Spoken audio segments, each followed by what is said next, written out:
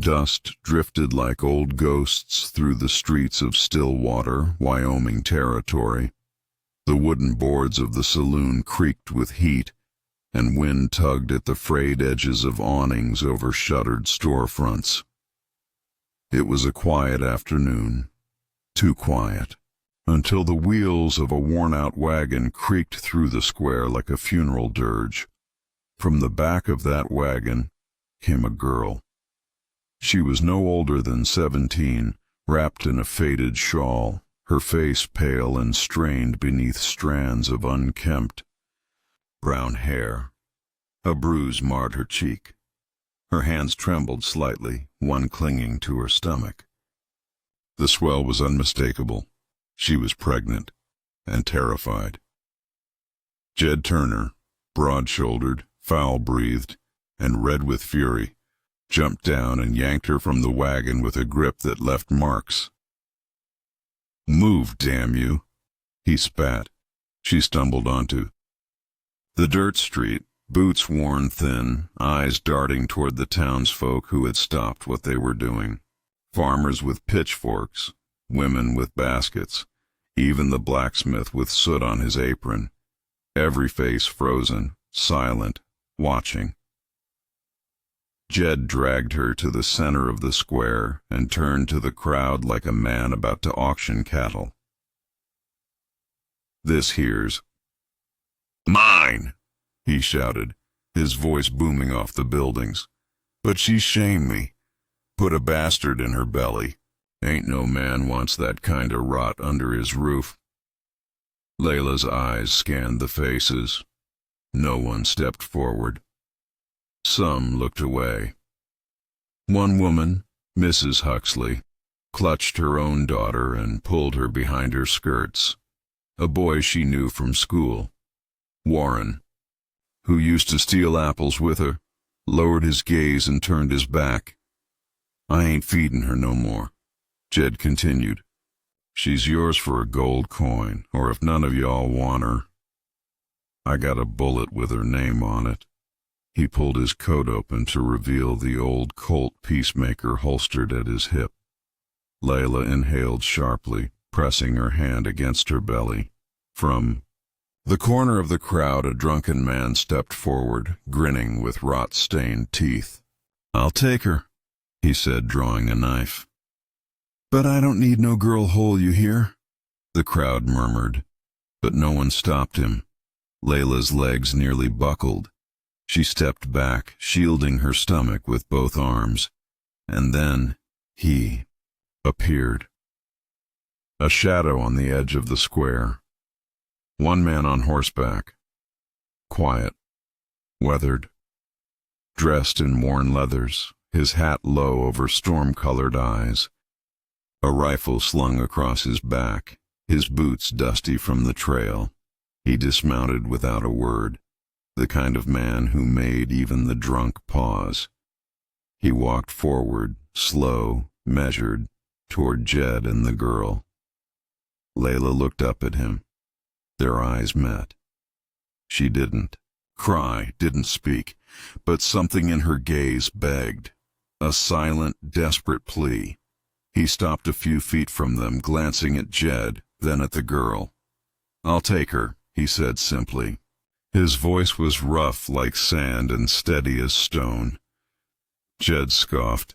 "She ain't no handmaid. She's trouble." "I didn't say I was buying livestock," the man replied. "I said I'd take her. Under my roof. She won't be yours to shame anymore." Jed squinted.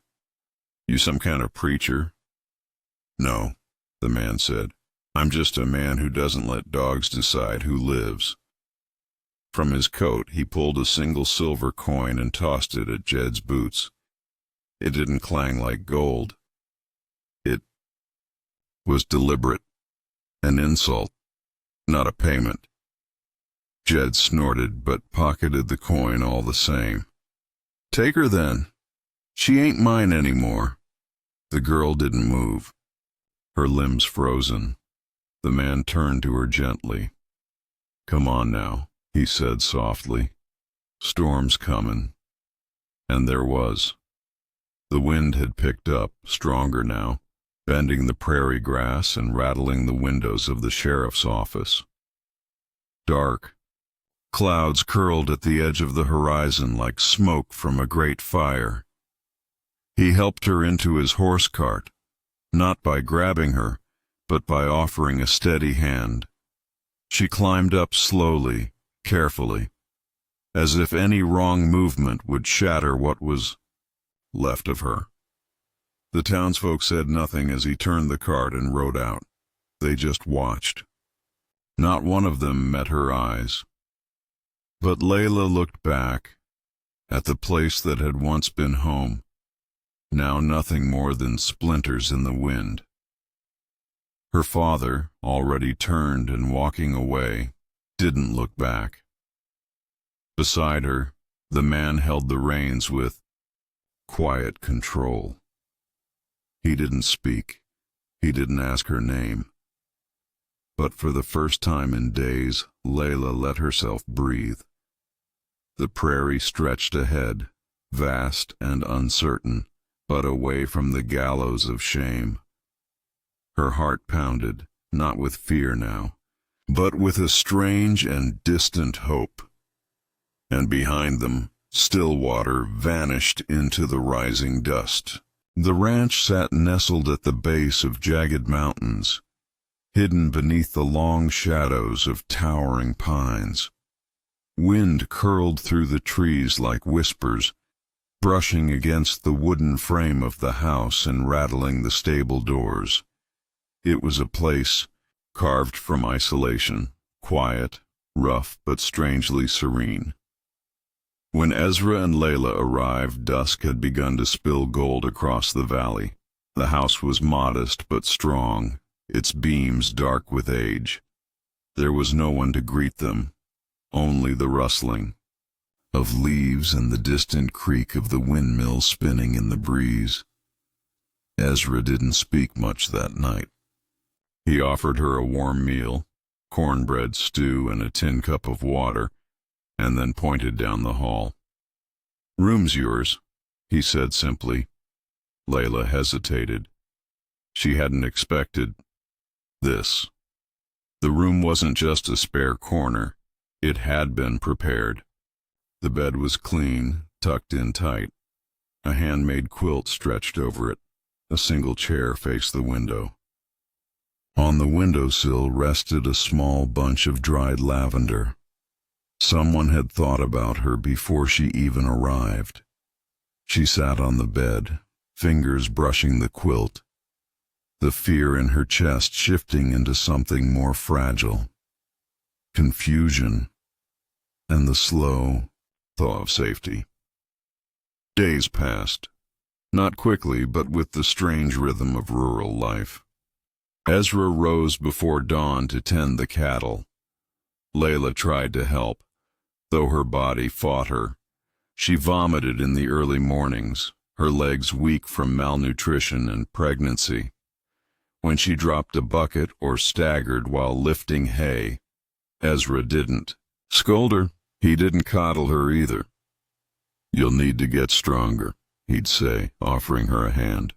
"That baby will need more than breath to live." They shared meals in silence, chores in silence. Morning started with the cry of roosters and ended with the snap of firewood crackling in the hearth. Ezra spoke little, but every now and then, Layla would catch him watching her, not with judgment, but with something that looked like concern buried deep under weathered skin. One evening, a howl echoed through the hills. Ezra stood abruptly from the table, grabbed his rifle, and headed for the barn. Layla followed. They found the sheep panicked, one ewe bleeding from a gash across its hindquarters. "Coyote," Ezra muttered. "They'll be back." He turned to her, handed over a rifle. It felt cold and foreign in her hands. "You ever shoot one of these?" Layla shook her head. "Well," he said, loading it slowly, "best start." She practiced the next morning. Her hands trembled as she aimed at a stack of tin cans. Ezra didn't push her. He just stood behind, offering tips with calm precision. That night the coyotes came again. She heard them before she saw them. Glowing eyes in the dark, shadows slipping between trees. One made a break for the pen. Layla raised the rifle. Her breath caught. Her finger hesitated over the trigger. The lamb was bleeding, cornered. A shot rang out. Not Ezra's, hers. The coyote dropped. The lamb lived.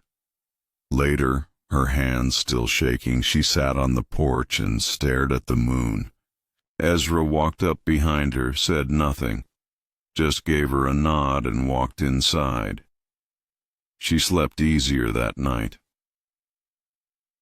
The next morning, while gathering water from the stream, Layla heard rustling from the woods. She froze.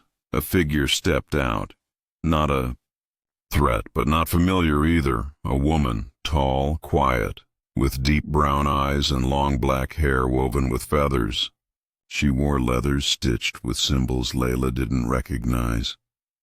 A bow slung across her back. She looked at Layla for a long moment, then knelt and pointed at the dirt. Tracks. Bare. Not fresh, but close. Layla didn't understand the words, but she understood the warning. Ezra appeared a few minutes later. When he saw the woman, he nodded. She returned the gesture. Tala, he said simply. No explanation. No need. Over the next days, Tala came and went like the wind, sometimes gone for days, then reappearing with herbs, dried meat, or a wordless signal of some approaching change in the weather. One afternoon, as Layla bent over the sink in pain, Tala placed a warm satchel of herbs in her hands. The pain eased that night. Trust grew slowly. Not in grand gestures, but in the way Tala handed her a knife to gut a rabbit, then nodded in approval when she did it right. In the way Layla laughed, just once, when Tala mimicked Ezra's gruff way of walking. Ezra noticed, but said nothing. One evening, Layla wandered into the barn, restless. She found Ezra brushing down one of the horses. In the dim light, she noticed a jagged scar across his shoulder. Long, brutal, old. On the shelf nearby sat a broken picture frame, cracked glass covering an image of a woman and a small girl. The colors had faded, but the love in the photo hadn't. Layla said nothing, just quietly stepped out. That night, when she returned to her room, something new rested on her windowsill. A small wooden bird, carved, delicate, wings spread mid-flight. She stared at it for a long time before picking it up, her fingers curling around it like a prayer. Later she found herself standing outside by the fence, under a sky littered with stars. Ezra approached quietly. "You could have let me die there," she said, "in Stillwater." Ezra didn't meet her eyes. "And I'd never sleep again," he said softly. No more words passed between them, but something had changed. In the days that followed, Layla found strength in her limbs, her steps steadier, her voice firmer. She followed Tala through the snow-dusted forest, learning how to walk softly, how to read the trees, how to tell when danger moved nearby. She began to laugh. More. Just small chuckles, mostly to herself. She even hummed once while mending her clothes. The silence at the ranch was no longer empty. It was peaceful, earned. But under it all still stirred something darker, something that hadn't yet surfaced, because peace never stays long in the wild, and the past always has a way of catching up. The air turned colder that morning, a bitter wind whispering down from the mountains like a warning. Layla woke before dawn, drawn to the unease clinging to the walls of the ranch house. Something in the way the birds had gone quiet, the horses restless in their stalls. Even Tala, returning from the forest, moved like a shadow slipping between worlds, her eyes narrowed at the horizon. Then the sound came. Hooves. More than one rider. 4. No mistaking it. Ezra stood at the porch, rifle in hand, his jaw set like stone. "They've come," he said, and Layla knew who he meant. Jed. He returned with fury in his bones and greed in his eyes. 3 men rode with him, grizzled, cruel, the kind who'd kill over a bottle of whiskey. Guns on their hips, spit on their lips. Jed pulled to a stop at the edge of the property, boots thudding as he dismounted. "You've got something that belongs to me," he roared, voice booming over the hills. Ezra didn't answer, just stared. Jed paced forward. "That girl," he sneered. "You stole her. I didn't give her to be hidden. I gave her to be gone." Ezra took a step forward, calm but deadly. "She's not yours anymore. Wasn't yours to sell." Jed's lip curled. "Then give her back or give me blood." Layla, hiding behind the curtain, gripped the windowsill. Her breath came shallow. She watched her father, wild-eyed and twitching. There was no doubt he would kill to reclaim his twisted sense of honor. Ezra turned, walked inside. He opened the drawer and pulled out a small pistol, loaded it, then handed it to her. "Stay behind the barn," he said. "If it comes to it, don't hesitate."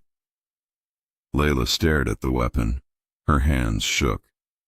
Ezra placed a hand on her shoulder. "You've faced worse." Outside, the sky darkened. Clouds gathered like wolves around the peaks.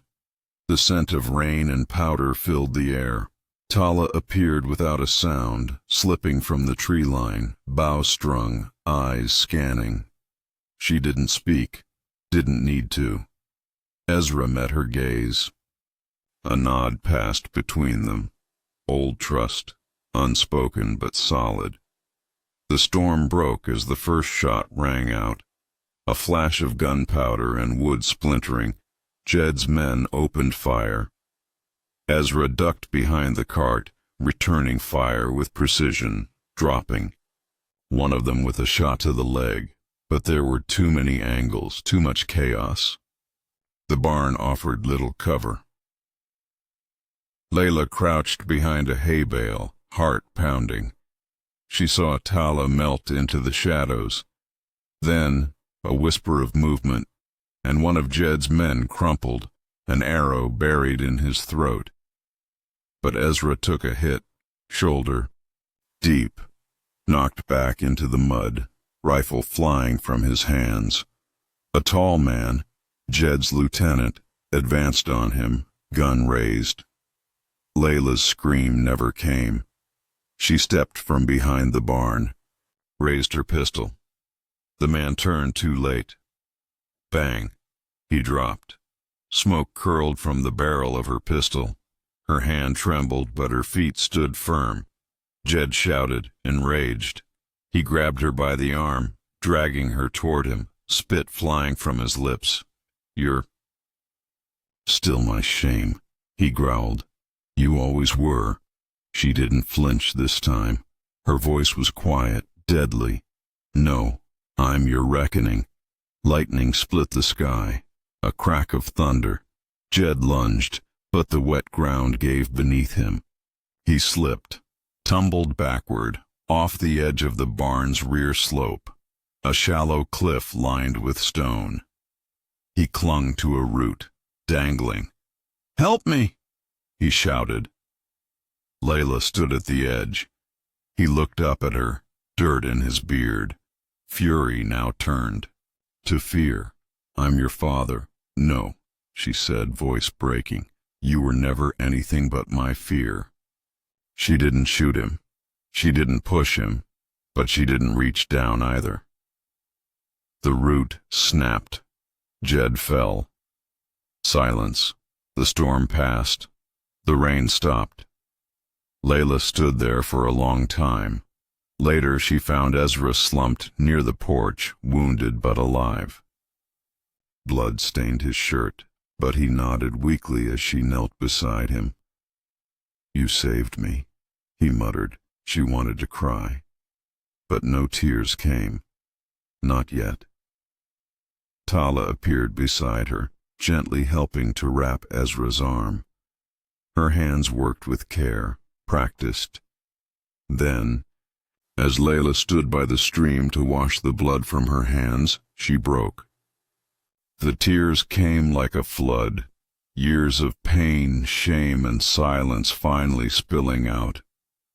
Tala stood beside her. "You're strong," she said, her first full sentence. Layla looked at her, eyes wide, then nodded. In the months that followed, the ranch became quieter again, but never cold. Spring brought green shoots through the thawing snow, and life stirred in all corners. Layla sat on the porch with her newborn in her arms. The baby cooed, wrapped in a quilt stitched with lavender thread. Ezra came out, holding 2 mugs of coffee. His hand still trembled from the injury. He sat beside her. They didn't speak of Jed. Not anymore. There was nothing left to say. But when their eyes met, there was understanding. And something like peace. Tala was gone, vanished into the woods one morning like mist. But sometimes Layla swore she saw her in the trees, watching, guarding, not as a ghost, but as a guardian. The past hadn't disappeared, but it no longer ruled her. She had survived. She had saved. She had become her own salvation.